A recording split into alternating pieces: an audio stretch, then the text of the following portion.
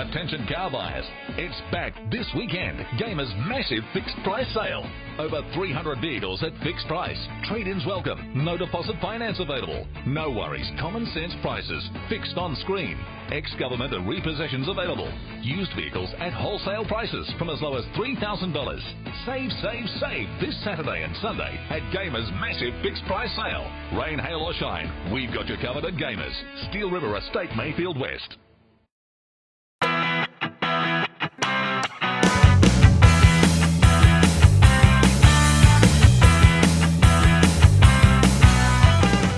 Hi guys, and welcome to the Newcastle Herald's Real NRL Wrap. I'm down here at South Leagues Club today, joined by Newcastle Rugby League Chairman Trevor Crowe. How you going, Crowe? Good morning, Josh. Thank you. Yes, very well. Mate, I understand you were down at Harker Oval yesterday, which was for the big upset between Central and Western Suburbs. Central running out 18-14 winners in the final 30 seconds, and Central officials are telling me it's the first time that the Butcher Boys have won at Harker Oval in more than 25 years. And mate, what did you think of the game? It was a wonderful game. I actually predicted Central on the radio on Friday morning with Richard King, because they are a very unpredictable attacking side.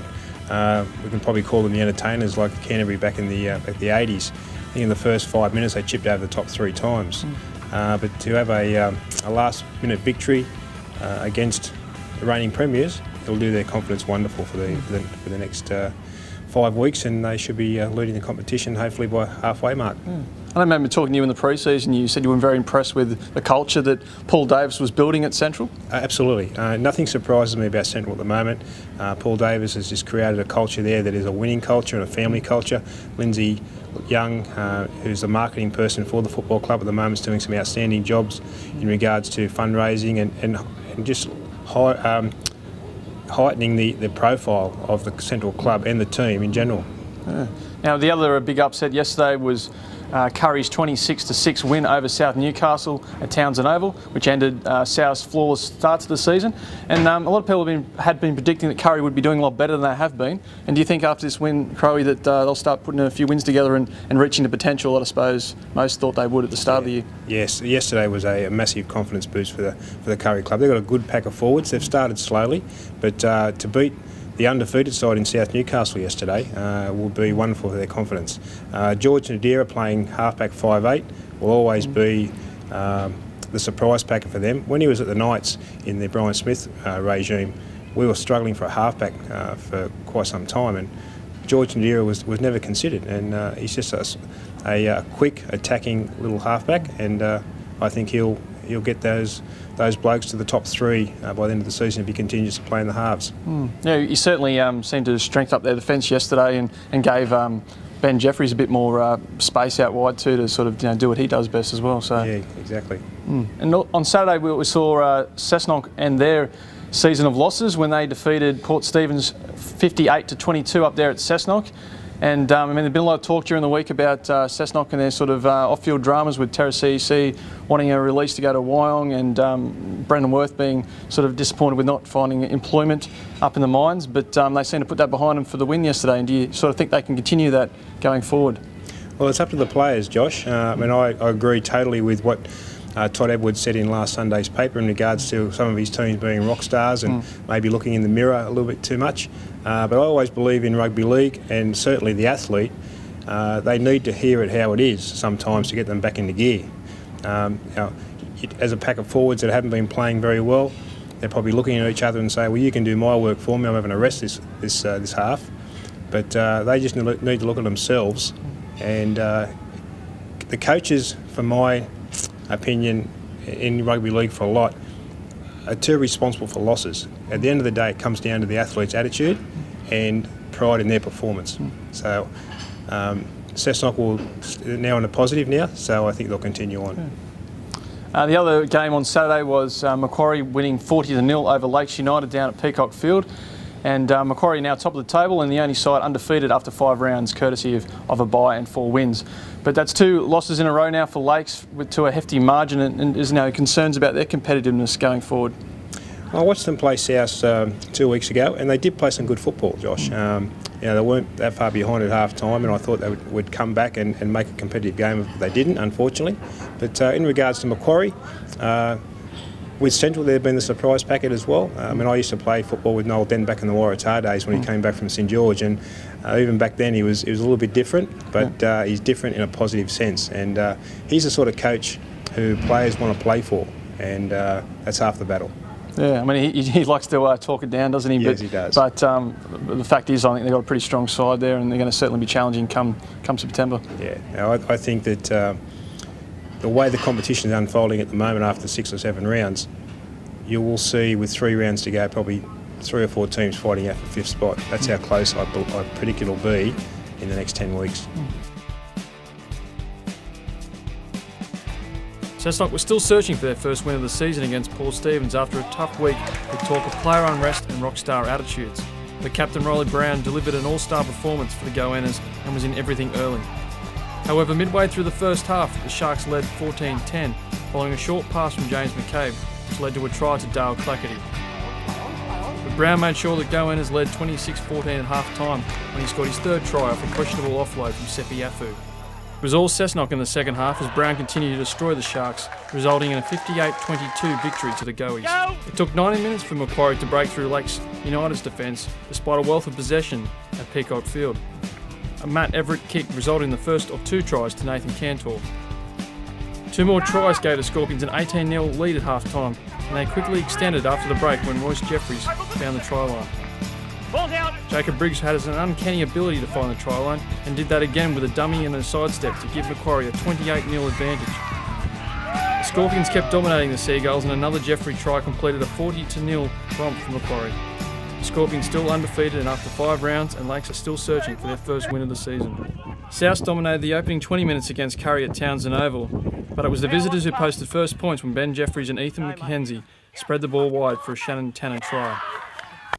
At half-time, Curry led 10-0, but South soon scored after the break through Teeson Falalali to ignite hopes of a home-side fight-back. Those hopes soon evaporated when a George Nadira bomb was spilled by South's fullback Joe Layton, and Mackenzie was on the spot to dive on the scraps. With Curry's defence keeping South in check, the backline sprang to life with a slick set play to give Mitch Cullen a try and a 26-6 victory for the Bulldogs. The only blemish for Curry was a back injury to winger James Charles, who was taken via ambulance to hospital for x-rays. He's down! Stand! Not many pundits gave Central a chance against the undefeated Western Suburbs at Harker Oval, and that prediction was going to plan when the Rosellas led 10-0 early.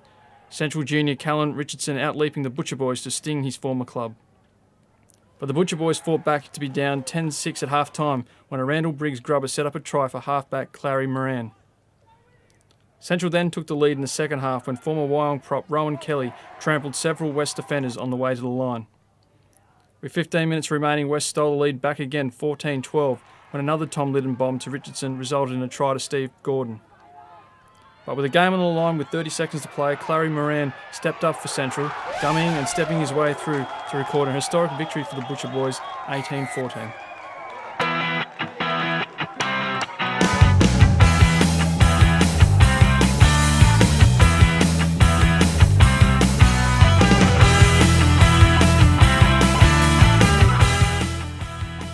Round 6 of the Newcastle Rugby League kicks off on Saturday with Curry at home to Western Suburbs up at Curry Sports Ground. It'll be interesting for 2 regards this match, considering West had a loss last week, and also see if Curry can back up their strong performance against the South Lions. But where do you see this match going, Curry? I think there'll be a pretty good crowd there at Curry's home ground. There's always good tussle between Curry and West over the years, certainly at Curry Sports Ground. I've been spat on plenty of times going to the sin bin up there over the years. But Curry, I believe, will keep their form going. West will be disappointed with the last-minute loss yesterday. Curry will test them in the forwards.